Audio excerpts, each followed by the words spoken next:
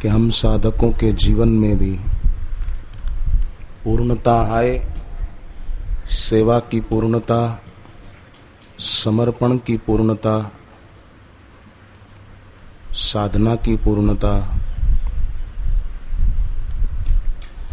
गुरु चरणों की भक्ति की पूर्णता, ये सब आ जाए तो कितना अच्छा हो। रक्षाबंधन को आप जानते हैं, बहन भाई के हाथ पर रक्षा सूत्र बांधती है। केवल बहन ही नहीं बांधती, कुंता जी का तो पौत्र था अभिमन्यु, कुंता जी का बेटा अर्जुन और अर्जुन का बेटा अभिमन्यु, और अभिमन्यु के हाथ पर रक्षा सूत्र दादी ने बांधा है। दादी ने पौत्र को बांधा। और इधर देखो तो स्वर्ग में देवताओं के राजा इंद्र की पत्नी शची ने अपने पति के हाथ पर रक्षा सूत्र बांधा। वो कोई भाई बहन के उस अर्थ में नहीं था, रक्षा हो। जैसे कोई संकल्प करके हम किसी को कुछ बांधें, शुभ भाव करके बांधें, तो वो शुभ भाव, एक दूसरे के प्रति सद्भाव, वो बहुत काम करता है।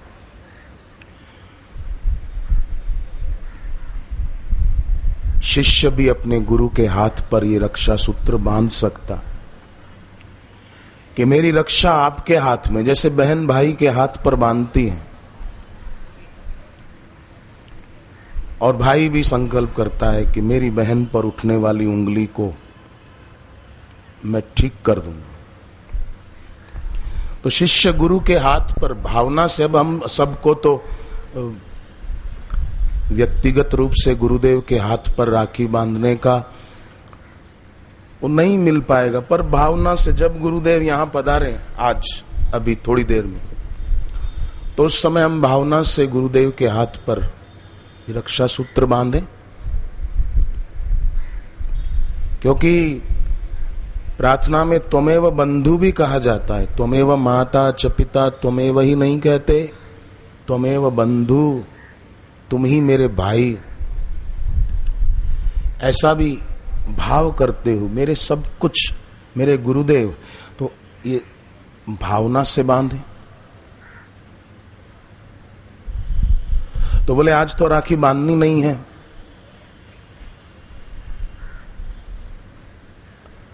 हृदय के भावों में कोई रोक टोक नहीं है, और वो शुभ भाव है, सद्भाव है, एक भक्ति बढ़ाने का। देखो, व्यतिपात योग हो, भद्रा का जो आज वो हो, सूर्य ग्रहण चंद्र ग्रहण हो, उनमें शुभ नहीं, शादी ब्याह आदि दुकान का उद्घाटन मुहूर्त ये नहीं किया जाता है। परंतु ऐसे व्यतिपात भद्रा आदि योगों में जप तप तो विशेष किया जाता, करना चाहिए।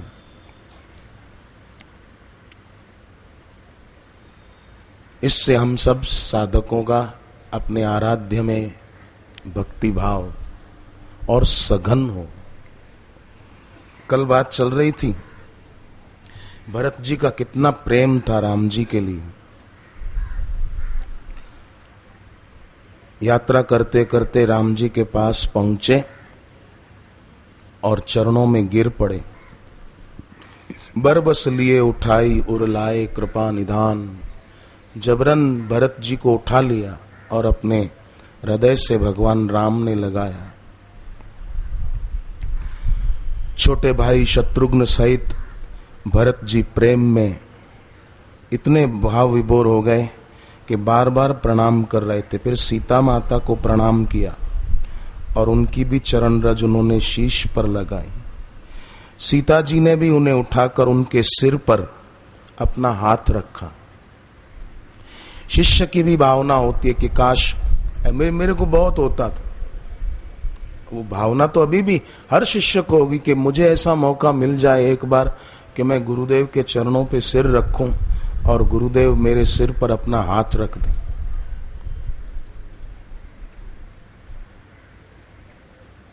ऐसा भाव तो होता ही है। भरत जी और शत्रुघ्न जी ने उनके चरणों में सिर रखा तो सीय आशीष दीनी मन मान। शिष्य भावनात्मक रूप से, अभी गुरुदेव पधारे और हम उनको भले चरणों को छूकर प्रणाम न कर पाए, पर हम मन ही मन सच्चे भाव से प्यार से उनको प्रणाम करें, तो वो भले व्यक्तिगत रूप से ये न कहें कि बेटा तुम सुखी रहो, बेटी तुम सुखी रहो, तुम्हारी भक्ति बढ़े, तुम्हारा ज्ञान बढ़े, तुम्हारा वैराग्य बढ़े, भले व्यक्तिगत रूप से न कहें, पर सीय आशीष दीन मन माही। सीता जी ने मन ही मन आशीर्वाद दिया। तो गुरुदेव भी भले व्यक्तिगत न एक एक को बोले कि भाई तुम्हारा कल्याण हो, पर जब हम हृदय से उनको प्रणाम करते हैं तो सीय आशीष दीन मन माही उनके हृदय से निकल जाता है।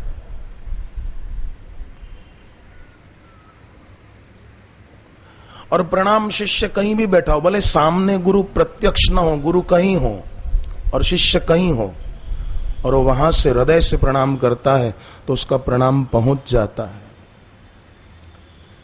सीय आशीष दीन मन माही, मगन स्नेह देह सुधि नाही। सब विधि सानुकूल लखी सीता। जब शिष्य का भक्ति भाव होता है तो गुरु भी उसको अनुकूल होते हैं। इसलिए पवित्र मांगलिक पर्व जो हैं, ये हमको यही संकेत देते हैं कि हम और अधिक अधिक इस भक्ति भाव की गंगा में अवगाहन करें। निषाद राज हाथ जोड़ करके विनती करते हैं राम जी को, जो भरत जी के साथ आए थे। नाथ साथ मुनि नाथ के, मातु सकल पुर लोग, सेवक सेनप सचिव सब, आए विकल वियोग। हे नाथ, मुनिनाथ वशिष्ठ जी के साथ तीनों माताएं, नगरवासी, सेवक, सेनापति सब आपके वियोग से व्याकुल होकर आए। अहमदाबाद आश्रम में मैं जब पहली बार आया था 1983 में, तो कुछ दिन बाद शरद पूर्णिमा की शिविर अहमदाबाद आश्रम में ही थी। 3 दिन की शिविर थी। शिविर के बाद जब आखिरी दिन सब लोग जा रहे थे तो मैंने देखा कई लोगों की आंखों में खूब आंसू थे, और एक नौजवान, तो मुझे उसका चेहरा भी अभी तक याद है, 30 साल पुरानी बात है। मैंने देखा वो युवक था और बहुत रो रहा था। उसकी आंख के आंसू थम नहीं रहे थे, और वो आंसू दुख के नहीं थे, कृतज्ञता के आंसू थे कि 3 दिन गुरुदेव से बहुत कुछ पाया, आध्यात्मिक खजाना जो मृत्यु के द्वारा छीना न जा सके, जो हमारी शरीर छूटने की आगे की यात्रा को भी सुंदर और सुखद बना दे। कृतज्ञता के आंसू थे।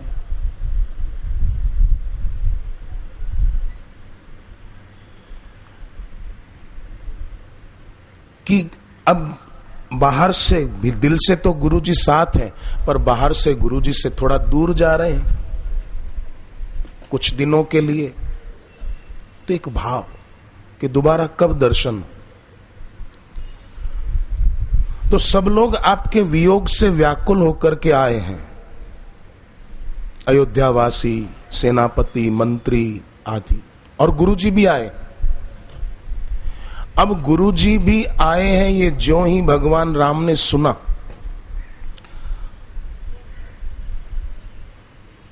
दौड़ पड़े तेजी के साथ। गुरु ही देखी सानुज अनुरागे, गुरुजी के दर्शन किए और भगवान राम भी भाव विभोर हो गए, दंडवत प्रणाम किए।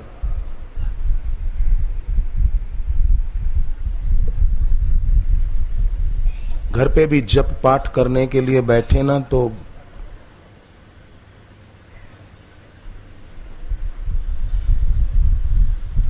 इस भाव से प्रणाम किया जाए कि सामने गुरुदेव की तस्वीर ही नहीं है, मेरे गुरुदेव साक्षात बैठे हैं और मैं उनके चरणों में प्रणाम कर रहा हूं। भगवान राम ने कैसा दंडवत प्रणाम।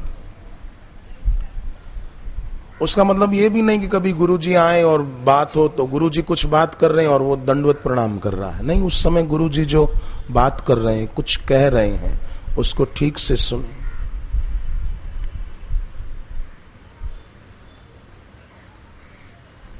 गुरु का भी खूब खूब स्नेह प्रेम बरसा है। शिष्य का जब प्रेम होता है तो गुरु भी रह नहीं पाते हैं, अपनी ममता का दान देते ही हैं। बातचीत हुई, वशिष्ठ जी ने सारी बात कह सुनाई, कैसे दशरथ राजा ने शरीर त्यागा आपके वियोग में। दशरथ राजा ने अपना जीवन तो सफल किया पर मरण भी सफल किया। जीवन सफल किया कि गुरु की सेवा भक्ति राजा होते हुए भी खूब की, और मरण सफल किया कि भगवान के सुमरण में, भगवान के वियोग में राम राम करते हुए मरण भी सफल कर लिया। हम भी साधक सत्संग सेवा साधना करते हुए जीवन तो सफल करें, पर जब हमारे शरीर का अंत काल आए तब भी दशरथ राजा की तरह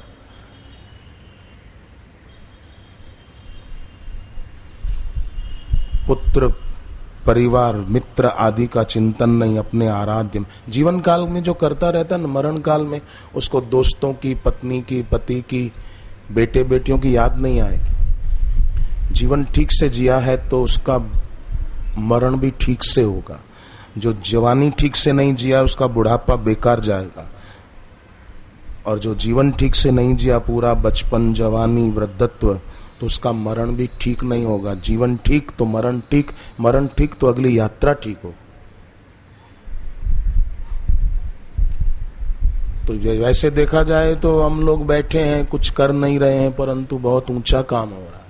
पूनम व्रत जो अपने जीवन में रखते हैं कि हर पूर्णिमा को गुरुदेव के दर्शन करके ही कुछ खाना है, तो वे लोग भी देखा जाए तो बाहर से तो लगे कि अरे कितना दूर दूर से, कोई हिमाचल से, कोई हरियाणा से, कोई पंजाब से, कोई कहीं से आकर के बैठते हैं। आने जाने में समय लगता है, कुछ धन भी खर्च होता है किराए आदि में।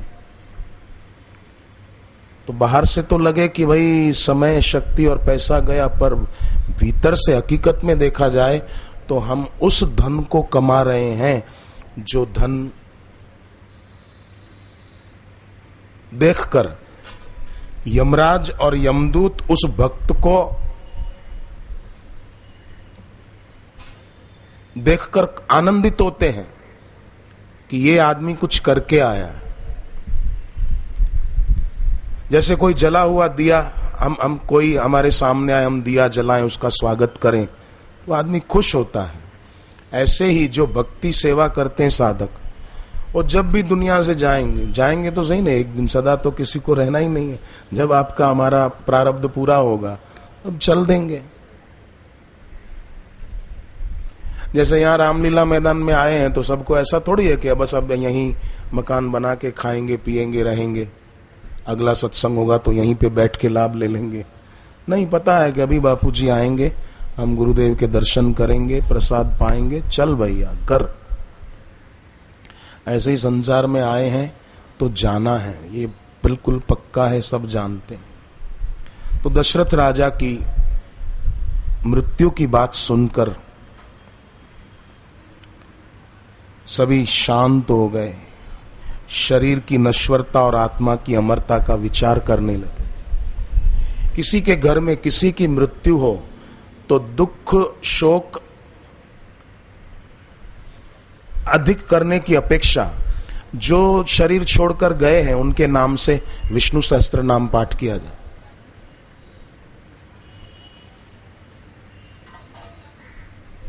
उनके नाम से भगवत गीता का 7वां अध्याय पढ़ा जाए, पाठ करके संकल्प किया जाए कि इसका पुण्य हमें नहीं, जो हमारे अमुक संबंधी चले गए, हम उनको अर्पण करते। ओम नमो भगवते वासुदेवाय, ऐसा करें। और कभी उस संबंधी की याद आए तो ऐसी ही भावना कि वो भगवान के धाम में है। कई लोग अपने गुजरे हुए रिश्तेदारों को याद करके रोते हैं, पर नहीं, जो गुजर गए उनकी याद आई तो बस वो ईश्वर के चरणों में है, भगवान के धाम में। ये भाव किया जाए तो अच्छा रहेगा। वो अगर किसी अपने कर्म से किसी ऐसे लोक में हो जहां उनको दुख मिल रहा है, पर आप उनको याद करके सोचते हैं कि वो भगवान के धाम में है, तो सचमुच वहां पहुंचा दिए जाएंगे। क्योंकि आप जप करते हैं, आप प्रार्थना करते हैं, आप रोज सूर्य को जल देते हैं, आप एकादशी का व्रत करते हैं, तो आपका सद्भाव काम करेगा। सचमुच वो अगर किसी और लोक में हो तो भी भगवत धाम में पहुंचा दिए जाएंगे। जैसे प्रहलाद भगवान विष्णु को कहते हैं कि मेरे पिता की सदगति हो जाए। बोले तुम न चाहो तो भी पिताजी की नहीं, तुम्हारे और पितर जो किसी कर्म से नरक आदि में अगर हो तो तुम्हारी भक्ति के प्रताप से वो भी ऊंचे लोकों में पहुंचा दिए जाए। इसलिए इस मार्ग में फायदा ही फायदा, लाभ ही लाभ। जो मार्ग श्रुति साधु दिखावे ते ही पथ चलत, सब ही सुख पा।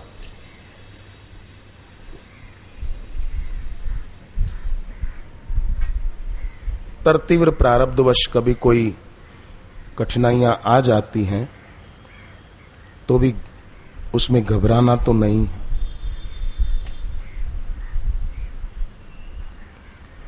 सब वहां पर रहे।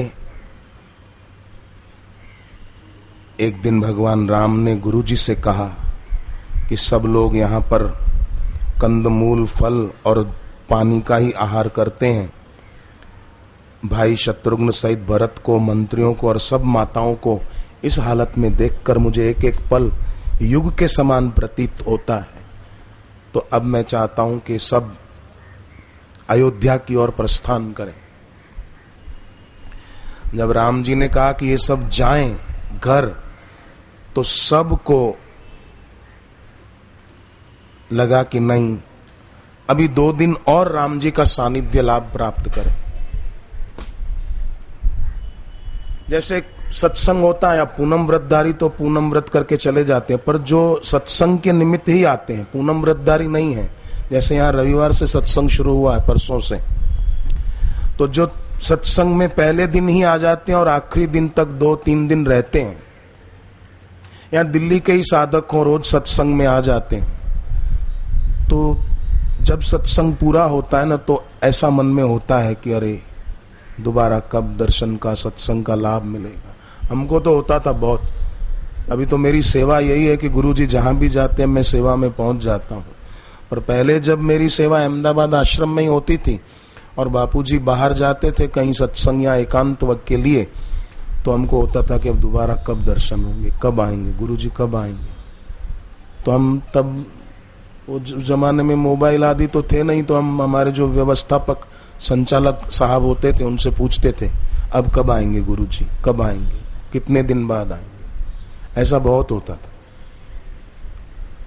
और मुझे लगता है वही जो बहुत मन में होता था, कब आएंगे कब आएंगे कब आएंगे, बहुत होता। तो वही संकल्पों ने अब ऐसा योग बना दिया कि गुरुजी जहां भी जाएं सेवा में वहीं जाना है, ऐसा योग बन गया। वो दिन मुझे याद है, बहुत होता था। देर सबेर ऐसे शुभ संकल्प होते हैं ना मन में, तो भगवान पूरे जरूर करते हैं।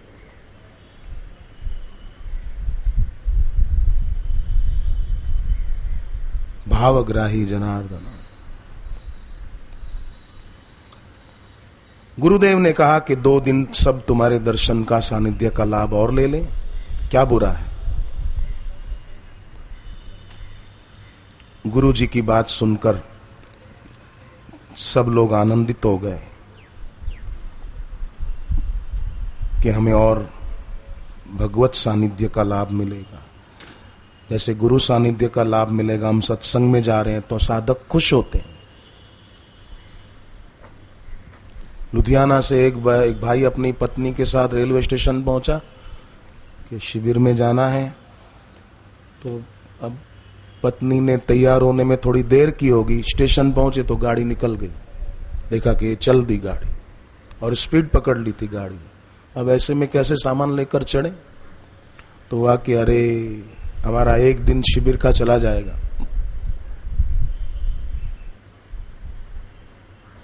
पत्नी को भी दुख हुआ कि मेरे कारण ट्रेन छूट गई, हम 2-5 मिनट लेट पहुंचे स्टेशन पर,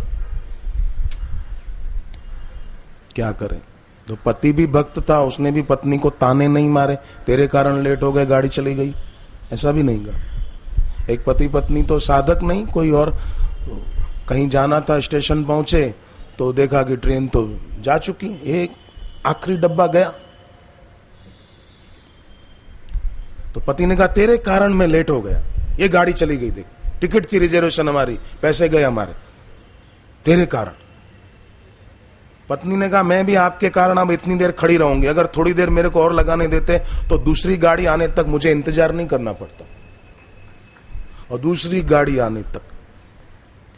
अब इस पति को तो ऐसा कुछ था नहीं, पत्नी को डांटा फटकारा नहीं।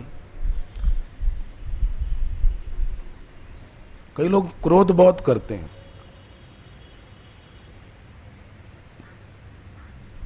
बात बात में देखो तो क्रोध क्रोध क्रोध क्रोध क्रोध, मानो यमदूत है।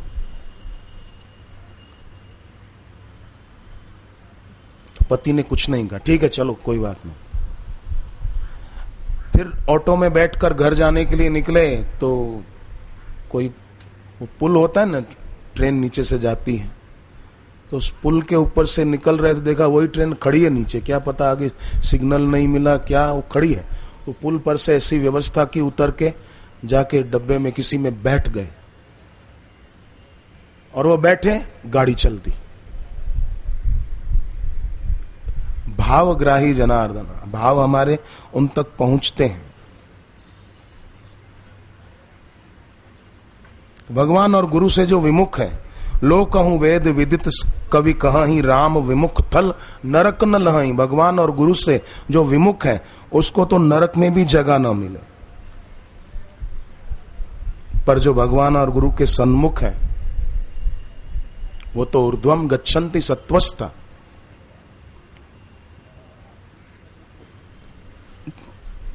जाने की बात जब आने लगी, भरत जी को रात को नींद नहीं आती, दिन को भूख नहीं लगती थी, निसी न नींद नहीं भूख दिन, भरत विकल सुचि सोच। भरत जी सोच में विकल हैं कि अब राम जी आएंगे कि नहीं। जैसे कीचड़ में डूबी हुई मछली को जल की कमी से व्याकुलता होती है, कीचड़ में फंस गई है बेचारी, उसको तो पानी चाहिए। पानी की कमी से जैसे मछली व्याकुल हो जाए, ऐसे भरत जी व्याकुल हो रहे।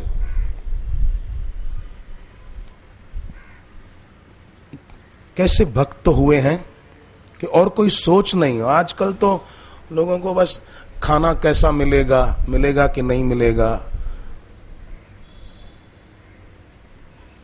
रिजर्वेशन मिलेगी कि नहीं मिलेगी, टीटी मानेगा कि नहीं मानेगा, ऐसा होगा कि नहीं होगा, अगर मिलेगी मुझे नौकरी तो ही दीक्षा लूंगी। ऐसा एक भजन में मैंने सुना था किसी के, अगर मिलेगी मुझे नौकरी तो ही दीक्षा लूंगी। मुझे अगर वो मिलती, मैं बोलता तू लेना ही नहीं, तेरे घर बैठ जाके। पहले से कंडीशन रखकर बात करें।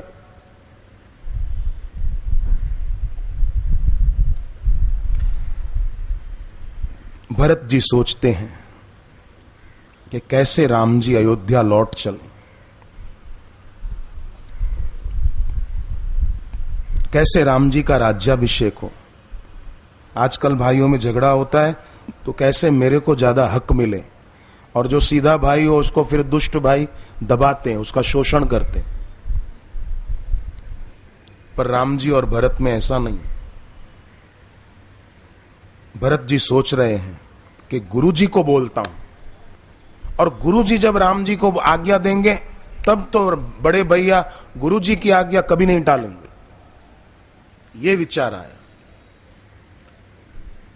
क्यों ना गुरु जी को ही कहा जाए। अवश्य फिर ही गुरु आय सुमानी, गुरु की आज्ञा नहीं ठुकराएंगे। परंतु फिर विचार आया कि गुरु वशिष्ठ जी भी तो रामचंद्र जी की रुचि जानकर ही कुछ कहेंगे।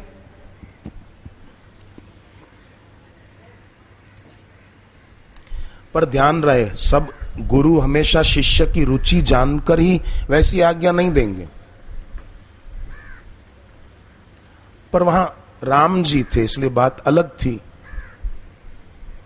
जैसे अपने बापू लीलाशाह बापू के वहां थे, तो अब उनकी स्थिति का तो वर्णन कौन कर सकता है। पर मैंने पहले भी सत्संगों में वो बात बताई कि गाड़ी लेकर मैं साहित्य प्रचार की सेवा में जाता था, तो राजस्थान के कोटा शहर में हम थे, तो एक बहुत बुजुर्ग व्यक्ति, तभी इतने बुजुर्ग थे, अभी तो शायद ही उनका शरीर हो तो भगवान और उनको लंबी आयु दे, पर तब वो बहुत बुजुर्ग, मैं ही खुद साहित्य स्टॉल पर बैठा था, गुरुदेव की तस्वीर लगी थी, वो बुजुर्ग आकर गुरुदेव की तस्वीर देखकर बहुत रोने लगे, बहुत रोए।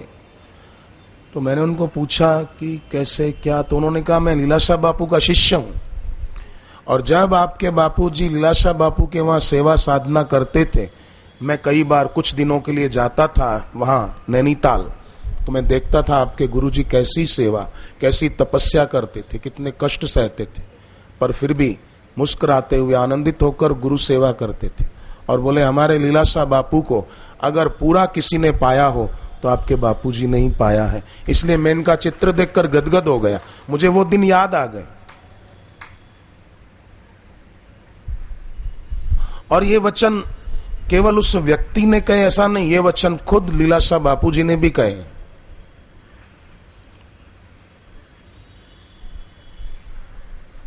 गुरुदेव की माता के आगे जब बापूजी को लेकर लीलाशाह बापू आए, तब तो बापूजी वहां से आए थे तो दाढ़ी बाल खूब बड़े हुए थे और पूर्ण युवावस्था। लीलाशाह बापू ने कहा मां को कि आपने पहचाना ये कौन है? बोले हां। बोले पर अब वो नहीं जो यहां से गए थे, आपको छोड़कर मेरे पास आए थे, अब वो ये नहीं है, अब कुछ और। मुझे पूरा का पूरा पाया हो तो इन्होंने ही पाया। ये खुद लीलाशाह बापूजी ने उस समय कहा। मुझे कई बार उनके चरणों में बैठने का मौका मिला, गुरुदेव की वंदनीय माता के चरणों में बैठने का सौभाग्य मिला, तो तब मैं उनके मुख से ऐसी बातें सुनता था।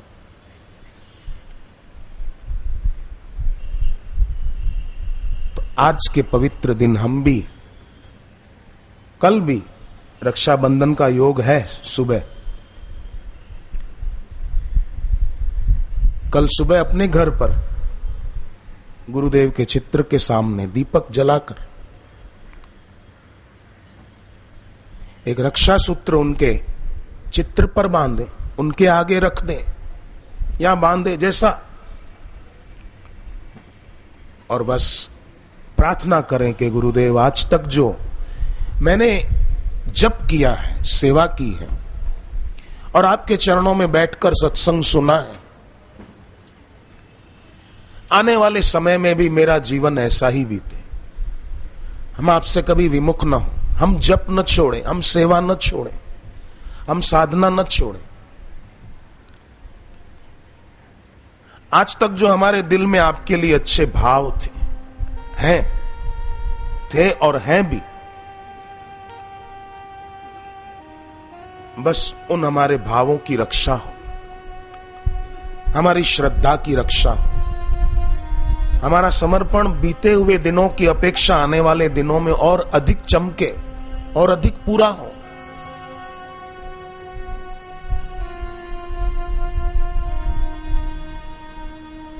भगवान राम ने धनुष कब तोड़ा?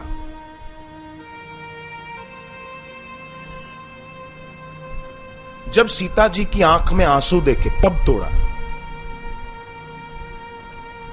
सीता जी माने भक्ति।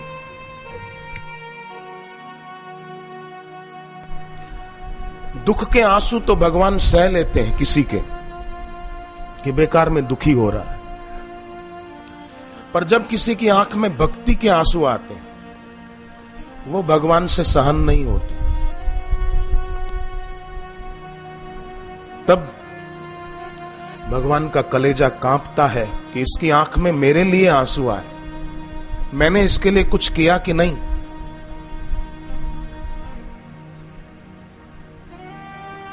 ईश्वर का कलेजा कांपता है। तेषाम एवानुकंपार्थम।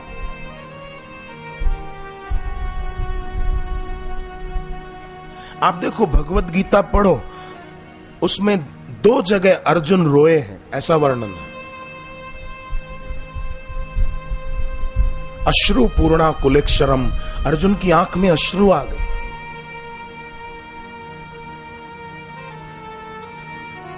दूसरे अध्याय में लिखा है और आखिरी 18वें अध्याय, जब आखिरी में अर्जुन को भगवान ने कहा अब तेरी जो मर्जी हो वो तू कर, तब अर्जुन चुप हो गए। आप कल्पना करो ना वो दृश्य कैसा होगा कुरुक्षेत्र का,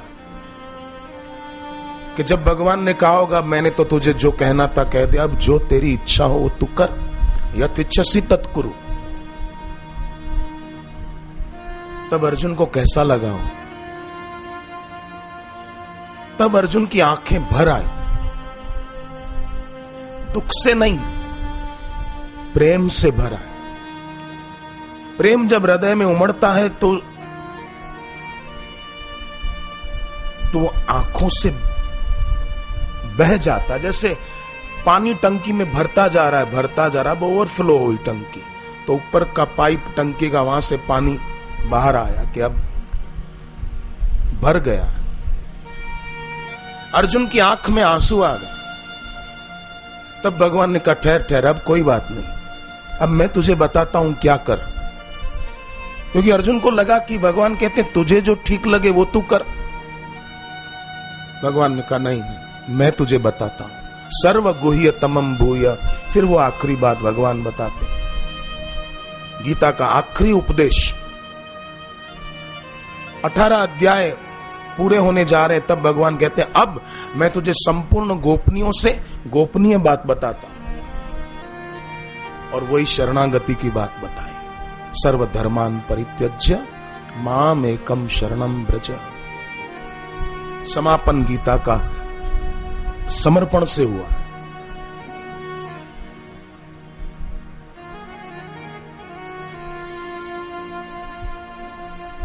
भरत जी सोचने लगे मैं गुरुजी को कहूं और गुरुजी राम जी को कहें, पर गुरुजी भी तो सोचेंगे ना। अगर मैं हट करता हूं राम जी के आगे कि नहीं आपको चलना ही पड़ेगा, तो ये भी ठीक नहीं, ये तो अधर्म होगा। जो हट करहूं तो निपट कुकर्म। अगर मैं हट करूं कि नहीं आपको चलना ही, तो भी ठीक नहीं है। अब करूं तो करूं क्या? हर गिरी ते गुरु सेवक धर्म। कैलाश पर्वत से भी भारी है सेवक धर्म। कैलाश पर्वत का कितना वजन, कितना भारी होगा कैलाश पर्वत।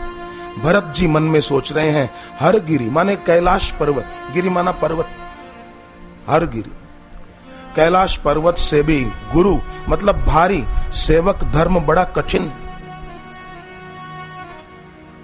सेवक कहलाना आसान है, सेवक हो पाना वो बड़ी बड़ी बात है। इसलिए रक्षाबंधन का पर्व हम सब शिष्य गुरुदेव के हाथ पर, वरद हस्त पर,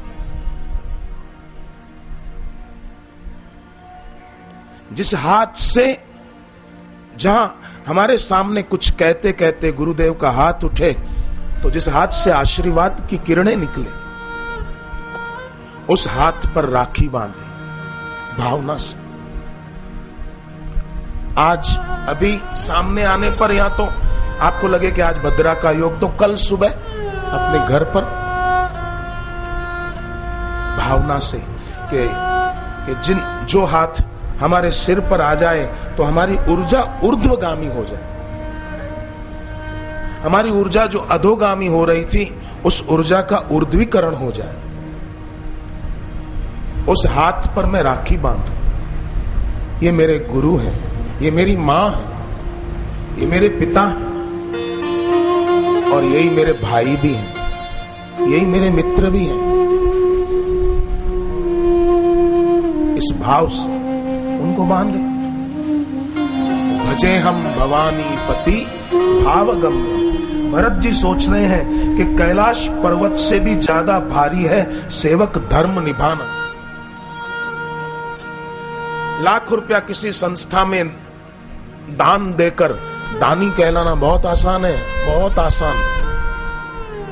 भाई लाख रुपया हम दान दे रहे हैं और लोग उनको मानेंगे कि भाई बड़े दाता हैं, अच्छे आदमी। पर एक सेवक धर्म निभाना, भरत जी सोचते हैं कैलाश पर्वत से भारी। कोई भी युक्ति भरत जी के मन में ठहरी नहीं।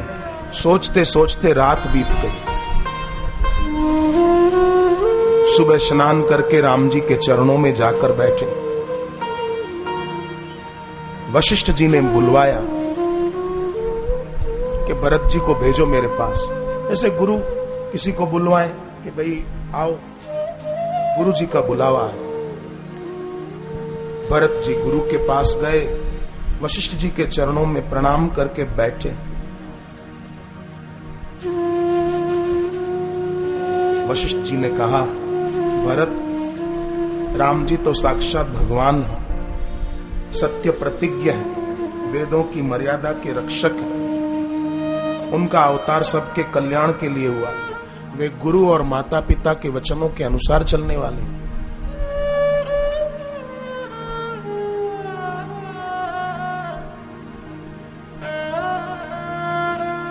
पूज्य बापू ने भी कितना अपने माता पिता का आदर किया, और आजकल के लड़के लड़कियां अपने घर में बड़ों का अपमान कर देते। गुरुदेव ने कितना आदर किया, मैंने अपनी आंखों से देखा हुआ।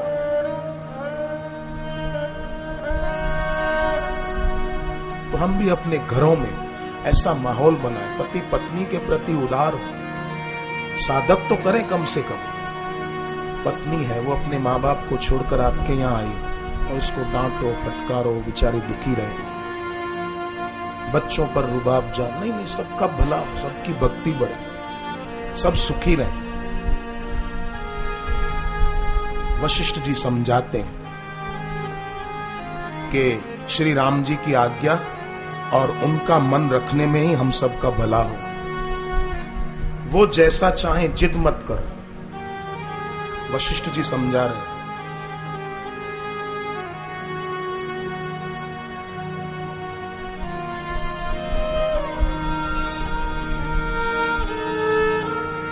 पर सबके मन में बार बार ये हो रहा है कि नहीं, राम जी अयोध्या चले।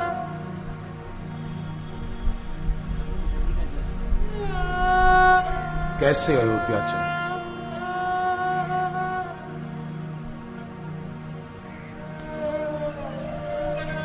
वशिष्ठ जी ने कहा, भरत जी अब तुम उपाय बताओ। भाई नहीं मानते हो तो उपाय बताओ।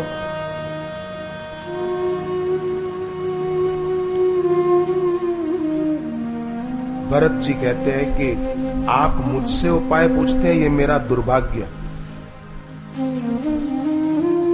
एक तरफ तो प्रेम भी है कि राम जी अयोध्या चले, और फिर गुरु जी कहते भाई मैंने तो बताया, अब तुम्हारे को कुछ उपाय आ रहा हो तो बताओ।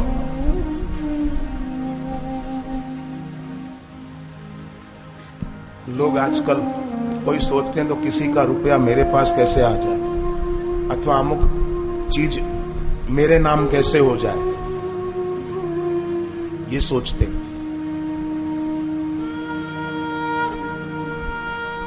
एक आदमी ने मुझे कहा था कि आप दिल्ली में बहुत आते हो, हर महीने दिल्ली के आसपास कोई कार्यक्रम होता है पूनम के निमित्त, तो एक ऐसा आपके लिए जगह दिल्ली में हो जाए जहां आप आके रह सको, जगह जगह निवास आपका बदले नहीं, तो वो हो जाएगा, कर लेंगे। मैंने कहा नहीं,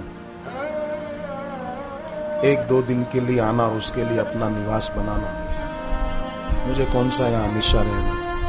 आना है, सेवा करके चले जाना।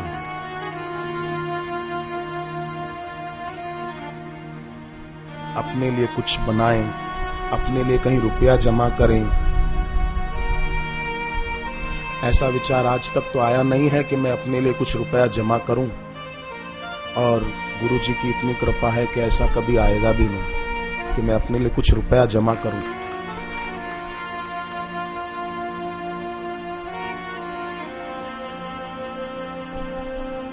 भरत जी के वचन सुनकर गुरु जी के हृदय में प्रेम उमड़ा।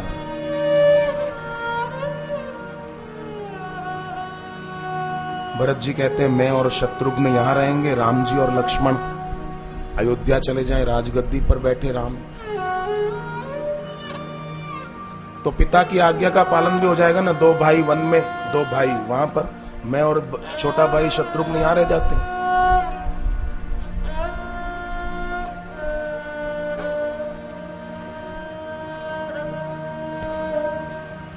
सब लोग भरत जी की बातें सुनकर गदगद हो रहे। भरत जी कहने लगे मैं जन्म भर वन में वास करूंगा, कानन कराऊं जन्म भरी वासु, यही ते अधिक न मोर सुपासु। मेरे लिए इससे बढ़कर कोई सुख नहीं है कि राम जी वहां जाए, मैं जीवन भर रह लूंगा, 14 साल ही नहीं, हमेशा रह लूंगा। भरत जी के वचन सुनकर, उनका प्रेम देखकर सारी सभा सहित वशिष्ठ जी भी गदगद हो गए। वशिष्ठ जी गुरुदेव भरत जी की सराहना करने लगे। शिष्य की, हम सब साधकों की ऐसी श्रद्धा भक्ति हो कि गुरु जी भी सराहना बाहर से करे नहीं, हृदय में गुरु को संतोष हो कि ये साधक जरूर अपना कल्याण करेंगे। ऐसे हम अपने अपने इलाकों में बाल संस्कार की सेवा, ऋषि प्रसाद, ऋषि दर्शन की सेवा सब करें कि एक साल में मैं 25 सदस्य तो ऋषि प्रसाद के जरूर बनाऊं। हर साधक, कोई पर्व आएगा तो मैं मिठाइयां खिलाने की अपेक्षा बापूजी के सत्संग के मेमोरी कार्ड दे दूंगा, किसी को पेन ड्राइव सत्संग के दे दूं, 1 2 उसका लाभ उठाए,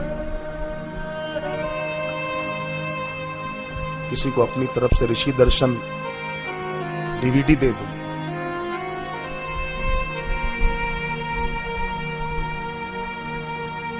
सद्भाव काम करेगा। आज देश में बहुत जरूरत है, एक तो महंगाई, फिर अराजकता, अनैतिकता, उसमें हमारे देश के लोग सब सुखी हों, राष्ट्र सुख का संवर्धन हो, उसके लिए हम ये कुछ करें।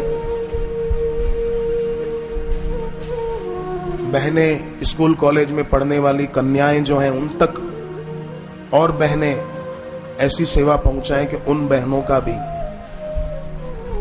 वर्तमान बढ़िया हो, भविष्य उज्जवल हो, उनको सत्संग के संस्कार पहुंचाए जाए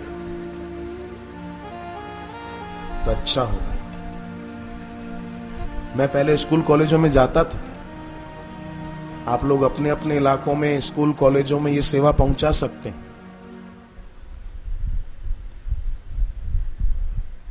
कलकत्ता में एक बहुत बड़ी कन्याओं की कॉलेज, बहुत बड़ी कॉलेज, तो उसमें हम गए थे। थोड़ी देर मैंने उनको सत्संग के बारे में, गुरुदेव के बारे में, सत्संग की पुस्तकों के बारे में बताया। इतनी सारी पुस्तकें उन्होंने, कॉलेज की बहनों ने खरीदी कि मुझे बहुत अच्छा लगा। उनको ठीक से कोई बात समझाई जाए, बताई जाए, तो वो लोग भी इस रास्ते, शांति सब चाहते हैं, सुख सब चाहते हैं। तो अपने अपने इलाके में स्कूल कॉलेजों में सेवा करो ठीक से।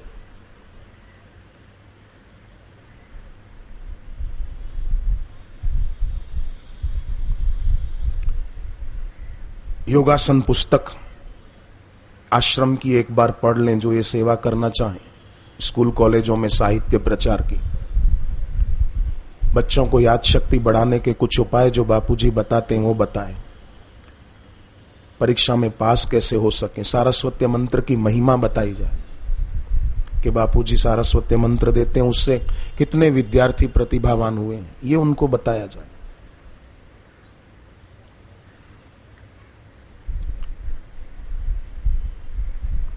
ज्ञान मुद्रा, प्राण मुद्रा आदि कई मुद्राएं अपने आश्रम की पुस्तकों में हैं, वो उनको बताकर उनका उत्साह बढ़ाया जाए, और फिर विद्यार्थी शिविर आदि गुरुदेव के सानिध्य में जब हो वो उन तक खबरें पहुंचाई जाए।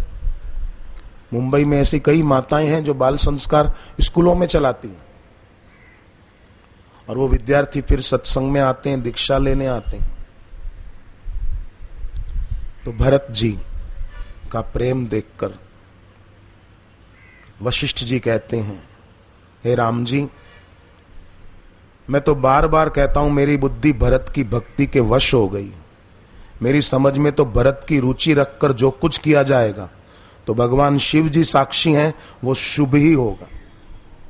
शिव जी को साक्षी रख दिया कि भरत जी जो अपनी रुचि देख रखकर कहेंगे, मोरे जान भरत रुचि राखी, जो कीजिए सो शुभ शिव साखी। शिव जी साक्षी हैं, भरत जी जो बोलेंगे अच्छा ही बोलेंगे, सही बोलेंगे। गुरु ऐसा बोल दें, कितनी बड़ी बात हो गई शिष्य के लिए।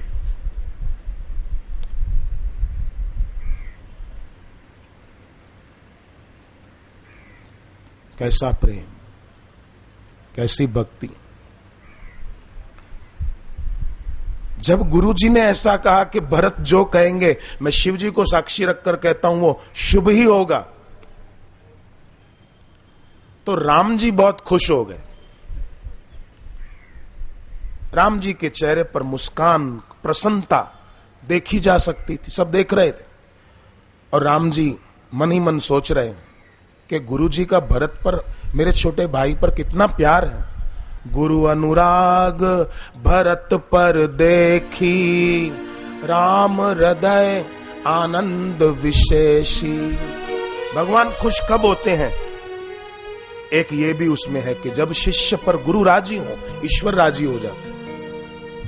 किसी को रुपया मिल जाए 10 लाख 20 लाख फायदा हो जाए, भगवान खुश नहीं होते, क्योंकि देखते हैं कि छूटने वाली चीज मिली है। पर गुरु जब प्रसन्न होते हैं तो छूटने वाला नहीं, शाश्वत खजाना देते हैं। इसलिए भगवान तब खुश होते हैं, इस जीव का कल्याण हो गया, क्योंकि इस पर गुरु राजी हो गए। गुरु अनुराग भरत पर देखी, राम हृदय आनंद विशेषी। खुश हो रहे कि मेरे भाई भरत ने अपना जीवन सफल कर लिया। हे नाथ, राम जी कहते हैं गुरु जी को, हे नाथ। गुरु को कई संबोधन करते हैं ना भक्त लोग, शिष्य लोग, हे नाथ, हे मेरे मालिक, हे मेरे भगवान, ऐसा संबोधन। जैसे अर्जुन ने कई संबोधन किए, कभी मौका मिला तो अर्जुन के संबोधनों की भी चर्चा करें। क्या सुंदर संबोधन दिए, शिष्य गुरु को कैसा संबोधन करे।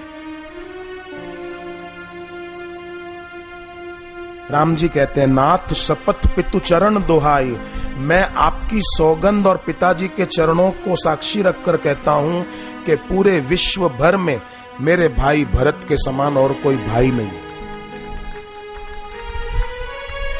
गुरु अनुराग भरत पर देखी, राम जी बहुत भयउ न भुवन भरत संभाई।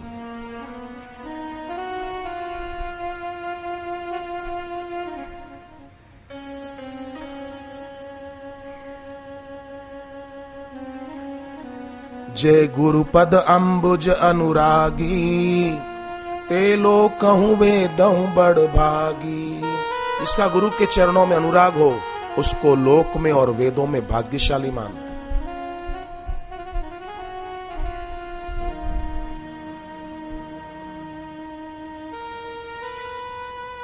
मेरा अपना व्यक्तिगत मत है कि भरत जी का प्रेम, हम गोपियों का प्रेम कहते हैं, बहुत अद्भुत था भगवान कृष्ण के प्रति, पर भरत जी, मेरा व्यक्तिगत मत है कि उनसे भी आगे। गोपियों ने तो कहा है, हमारे सिर पे हाथ रखो, दर्शन दो, हमारे हृदय पर अपना चरण रखो।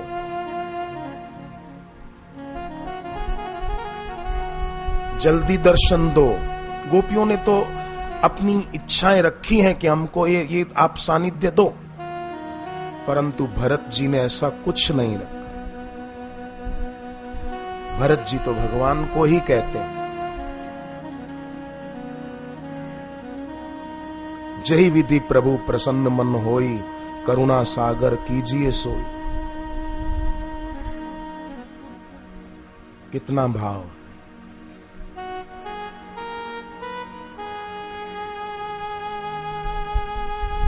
रक्षाबंधन के इस पावन पर्व पर हम 1-2 मिनट शांत बैठकर ये प्रार्थना करें कि हमारे घर में पैसा बढ़े। ये हम प्रार्थना नहीं करते प्रभु, हमारा अपना मकान बन जाए तेरी मर्जी, पर हमारा अपने आराध्य के चरणों में प्रेम बढ़े, भक्ति बढ़े, ये तो हमारी प्रार्थना जरूर।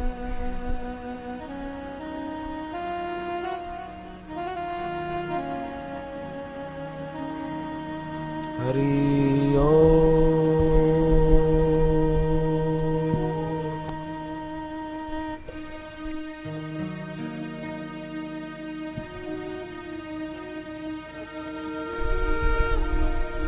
हरि ओम।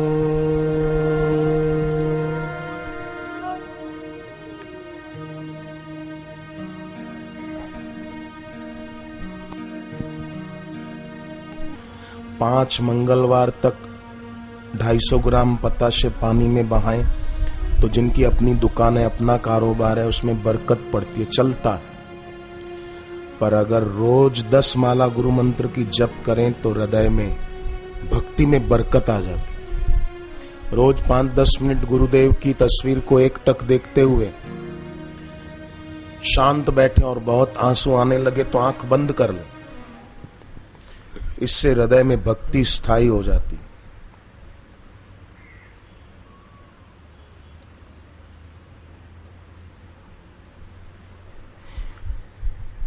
किसी ने कुछ कर दिया है ऐसा किसी को लगता है और तब से बोले तबीयत खराब रहती है, तो शनिवार को पीपल के नीचे बैठकर आश्रम में 1 माला गायत्री मंत्र की कर ले और 10 माला गुरु मंत्र की कर ले, तो किसी ने कुछ किया तो उनका प्रभाव नष्ट हो जाएगा।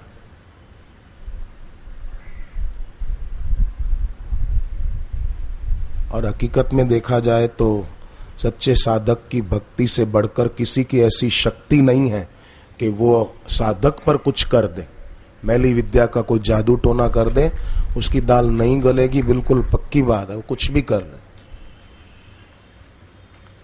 क्योंकि मैली विद्या के मंत्रों से बहुत ज्यादा प्रभाव वैदिक मंत्रों का होता है, और जादू टोने वाले मंत्रों का जो प्रभाव होता है वो कुछ समय तक रहता है, फिर धीरे धीरे उनका प्रभाव नष्ट हो जाता है।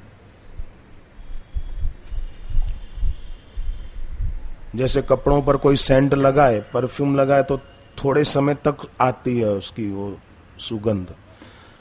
हकीकत में उससे भी अपने को दूर रखना चाहिए। क्या जरूरत है कपड़ों पर सेंट लगाने से?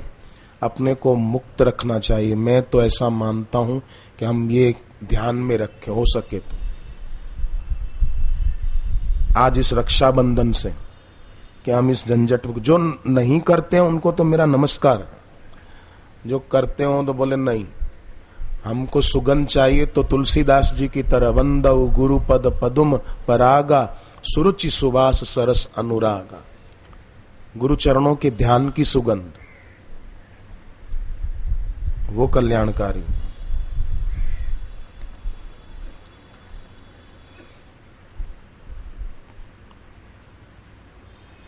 भरत जी का प्रेम देखकर राम जी क्या बोलते हैं कि भरत मैं सच कहता हूं, 3 काल त्रिभुवन मत मोरे पुण्य श्लोक तात तर तोरे। तीनों लोकों में सब पुण्यात्मा पुरुष तुमसे नीचे हैं, तुम सबसे ऊपर हो। भगवान बोलते हैं कितना कुछ कहा है।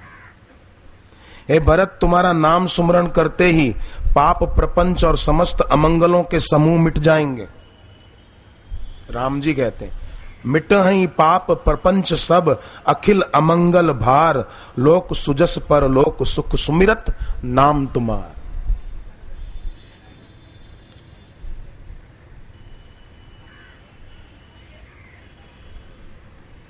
आखिर फिर बाद में राम जी की चरण पादुका लेकर वो लौटे हैं। भरत जी का प्रेम प्रेरणा देता है कि गुरु के आगे, अपने स्वामी के आगे प्रभु प्रसन्न मन सकुच तजी, जो जेहि आयसु देव, उनके जैसा।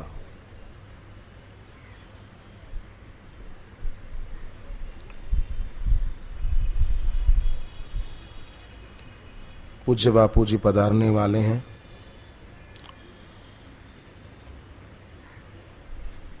जो बहनें भाइयों के तरफ बैठती जा रही हैं, उन बहनों से प्रार्थना बैठे हैं। जब गुरुदेव भी आकर इस धरती पर चरण रखते हैं, इस पृथ्वी पर, तो ये पृथ्वी तत्व के उससे स्पर्श है गुरु का। उसी धरती पर गुरु भी चरण रख रहे हैं। तो पांचों तत्व, अथर्ववेद में मंत्र विद्या को 5 भागों में बांटा है। उसमें एक संकल्प बताया। शरीर 5 तत्वों का बना है, तो गुरु शिष्य के लिए संकल्प भी करते हैं। दीक्षा देते हैं ना गुरुदेव, तो केवल मंत्र नहीं देते हैं, गुरु के हृदय में होता है कि इससे शिष्य का मंगल। तो इस प्रकार हर तरह से गुरु जी खड़े हैं और उनके शरीर को छूकर हवा आ रही है। वायु रूप में स्पर्श है। आंखों में तेज तत्व रहता है, ऐसा यजुर्वेद का वचन है।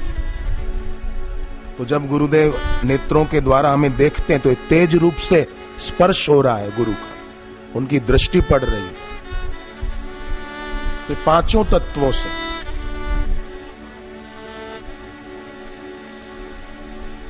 गुरु का करुणापूर्ण, ममतापूर्ण, वात्सल्यपूर्ण स्पर्श हमको प्राप्त होता है।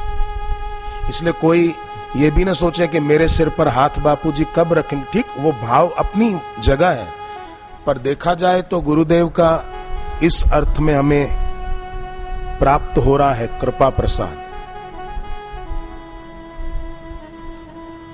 ध्यान न दिया हो तो फिर से कहता हूं, गुरु को छूकर जो हवा आती है वो वायु रूप में स्पर्श है गुरु का। गुरु की याद में आंख में आंसू आ जाते हैं, वो जल रूप से स्पर्श है गुरु का। नेत्रों से जब निहारते हैं गुरुदेव, तो वो तेज रूप से स्पर्श है। और मुख से जो शब्द अमृत वचन बोलते हैं, तो शब्द आकाश तत्व का हिस्सा है। आकाश तत्व रूप से स्पर्श है गुरुदेव का। वो शब्द कानों से भीतर प्रवेश करते हैं, शुद्धि करते हैं। और सत्संग में बैठते हैं, उसी धरती पर आकर गुरुदेव भी चरण रखते हैं, सब पावन हो जाते हैं। ये बात निगुरे आदमी को समझ में नहीं आएगी। आप साधक हैं, दीक्षा लिए हुए हैं, पूनम व्रतधारी हैं, अनेकों यहां पर, इसलिए मैंने ये बात की। ये बात मैं हर जगह बोलता भी नहीं, पुराने सत्संगियों ने भी शायद ही सुनी हो।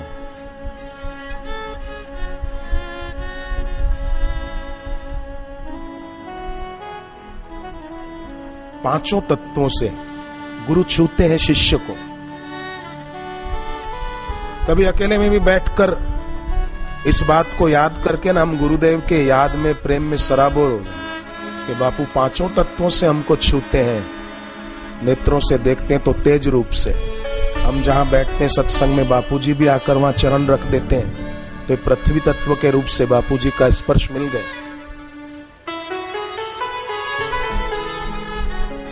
घर पे बैठे जप कर रहे हैं, गुरुदेव की याद आ गई खूब और आंख से आंसू आ गए, जल रूप से स्पर्श। याद आई तभी आए ना, नहीं तो ऐसे थोड़ी आए। तो जल रूप से स्पर्श है गुरु का।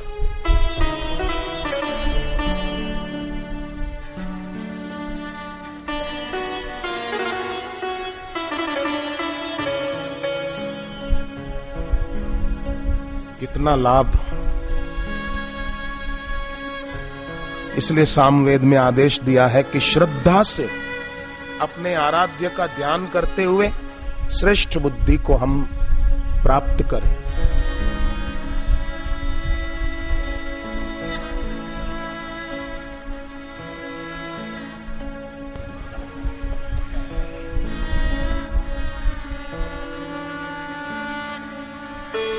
पूनम व्रत जब से शुरू किया न साधकों ने, तब से फायदा मुझे भी हो गया। क्योंकि पूनम के दिन मैं भी गुरुजी जब तक पधारे यहाँ बैठा रहता हूँ और गुरुदेव के दर्शन के बाद ही फिर कुछ खाता हूँ। इस बहाने मेरा भी, एक साधक ने मुझे कहा मेरी 150 पूनम हो गई, 150 से ज्यादा हो गई। मैंने कहा मेरी भी कम तो नहीं हुई होगी।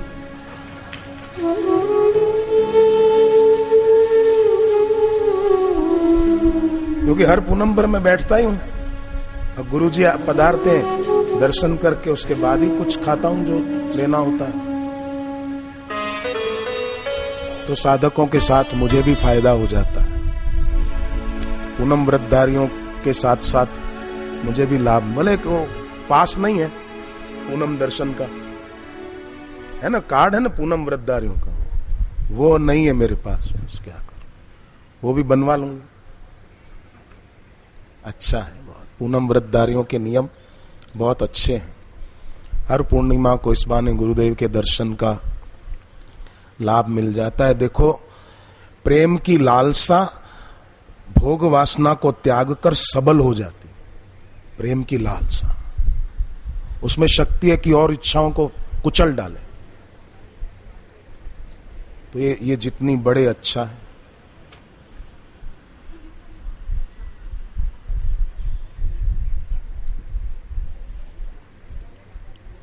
हरि शरणम हरि शरणम हरि शरणम हरि शरणम।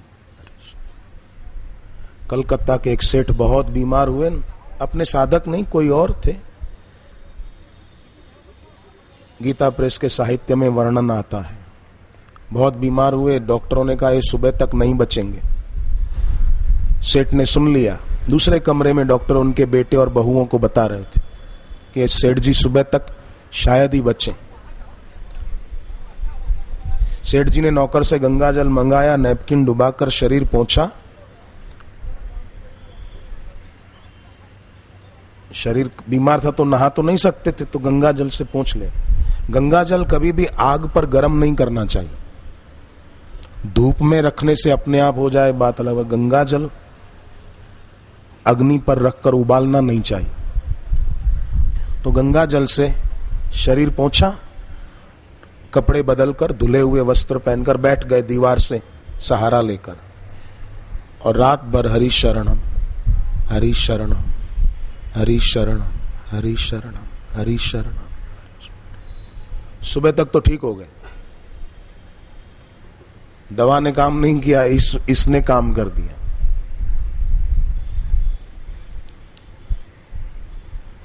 हरि शरणम, हरि कहो गुरु कहो। हालांकि गुरु का स्थान तो, रमण महर्षि जी को किसी ने पूछा क्या आप अवतारी पुरुष हैं? उत्तर बड़ा प्यारा दिया रमण महर्षि जी ने, क्या आप अवतारी पुरुष हैं? रमण महर्षि ने कहा नहीं, बिल्कुल नहीं। अवतार तो ईश्वर के एक अंश का होता है, मैं तो पूर्ण ब्रह्म हूं। मैं अवतार काय का? मैं तो पूर्ण ब्रह्म हूं, मेरी पूर्णता का मुझे अनुभव हुआ है।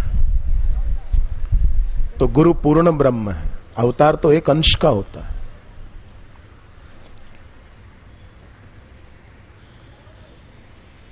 ओम नमो भगवते वासुदेवाय।